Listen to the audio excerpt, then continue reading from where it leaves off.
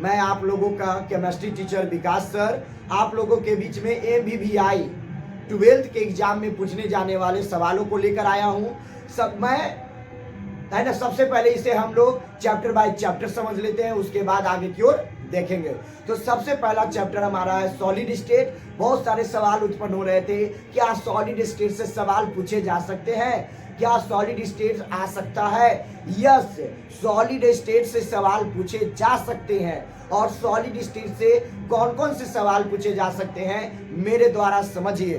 तो पहला solid state से आपका सवाल पूछा जाएगा, है ना, what is solid state, how many types of solid state, explain. है ना, सॉलिड स्टेट क्या है, कितने प्रकार के होते हैं, है ना, उस सभी का एक्सप्लेन करिए। तो सॉलिड स्टेट को दो पार्ट्स होता है, एक होता है क्रिस्टलाइन सॉलिड, एक होता है अमॉर्फस सॉलिड।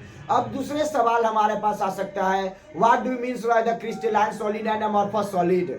दूसरा सवाल हमारे पास आ सकता है, crystalline solid and amorphous solid. Amorphous solid और क्रिस्टलाइन सॉलिड से आप क्या समझते हो?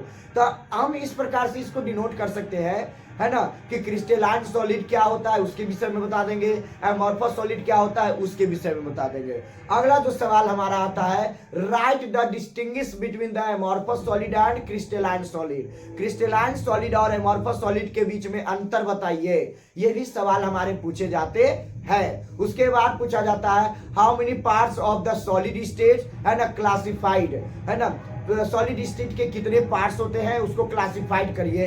तो सॉलिड स्टेट के 4 पार्ट्स होते हैं। कौन कौन सा होता है? कोवालेंट सॉलिड होता है, मेटालिक सॉलिड होता है, आयनिक सॉलिड होता है और मॉलिक्यूलर सॉलिड होता है। फिर इसके विषय में आपको बताना पड़ेगा, डिफिनीशन लिखना पड़ेगा।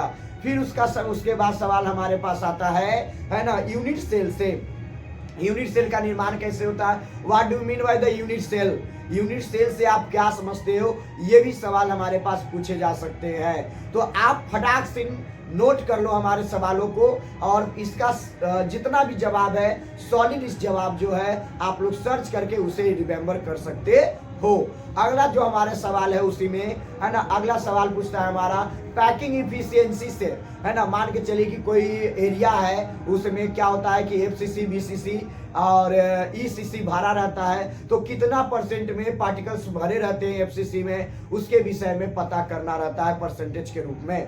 तो हमारा सवाल इस प्रकार से पूछा जा सकता है, right the packing efficiency of FCC void area.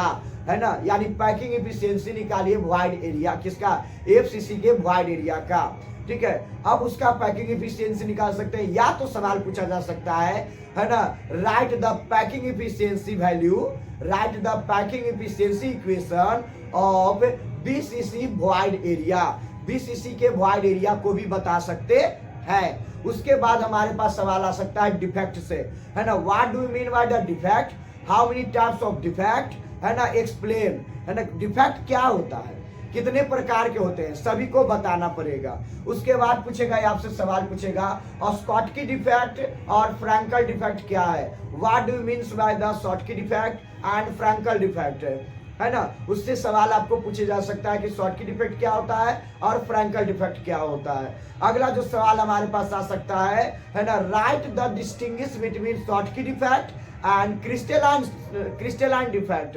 Crystalline defect और सॉलिड डिफेक्ट के विषय में आपको बताना पड़ेगा कि क्या इसमें अंतर होती है। उसके बाद हमारे पास सवाल जो आते हैं इलेक्ट्रिकल प्रॉपर्टीज से आता है। इलेक्ट्रिकल प्रॉपर्टीज कहने का मतलब है कि सॉलिड स्टेट में करंट पास करते हैं, नहीं करते हैं, करंट किस प्रकार से पास करते हैं। जस्ट है ना, ABBI questions to the solid state related, है ना, सॉलिड स्टेट से रिलेटेड है ना। What do means by the electrical properties, write all parts name and explain. सभी का पार्ट्स का नाम लिखिए और उसे एक्सप्लेन करिए। है ना, तो कौन कौन होता है उसका पार्ट्स? कंडक्टर होता है, सेमीकंडक्टर होता है, इंसुलेटर होता है। फिर सवाल आपके पास आ सकता है, how many types of semiconductor, है ना, एक्सप्लेन। एक्सप्लेन ईच, है ना। How many types of semiconductor, explain each.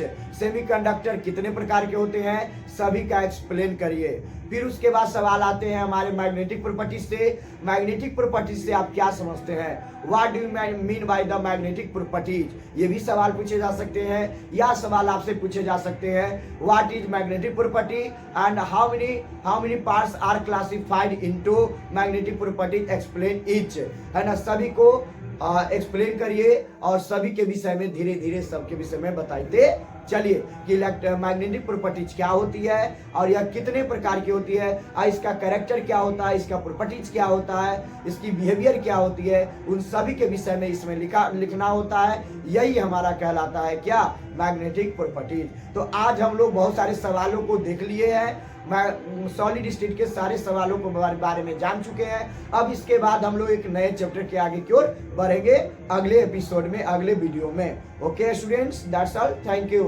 Okay students, तब हम अब विदा लेते हैं, ठीक है, मिलेंगे नेक्स्ट वीडियो में।